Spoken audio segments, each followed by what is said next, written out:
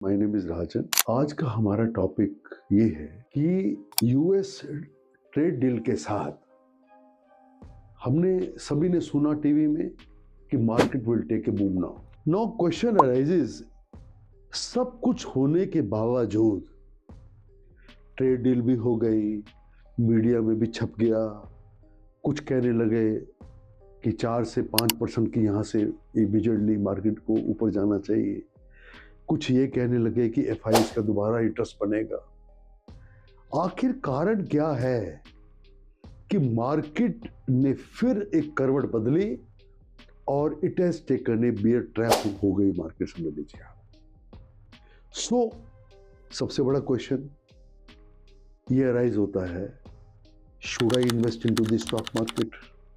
Answer is yes.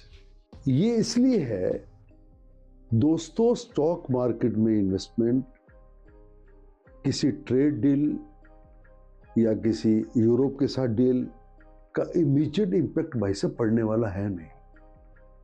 अभी तो trade deal का जॉइंट स्टेटमेंट नहीं आया, उसके बाद किस दिन से वो इफेक्टिव होगी, किस दिन से अमेरिका में टैरिफ 18% आएंगे और किस किस चीज़ों पे आएंगे, कहाँ आर्टिकल सेक्शन 232 लगेगा जिसपे एग्जम्पशन है और higher tariff will be levied by the US government. ये सारी चीज़ों का इम्पैक्ट एक जनरल हम व्यू ले सकते हैं, लेकिन फ्रेंड्स ये चीज़ें सब शॉर्ट लिव्ड हैं।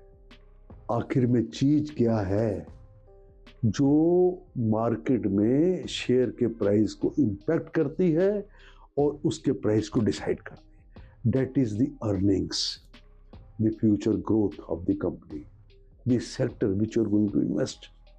How cheap is this stock? Whether the particular sector or the price of the particular stock is expensive or cheap. ये सारे फैक्टर्स आपको डिसाइड करने हैं। देखिए, market Giri, now you will see market has taken a downward trend. MPC committee RBI ने शुरू कर दिया, रेट कट होगा नहीं होगा, I don't think there is going to be any rate cut, but anyhow will it impact the market? Again, it will be only short-lived.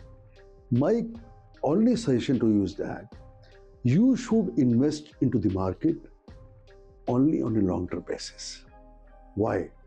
Because it is the earnings which are basically earned by the company over a period of time.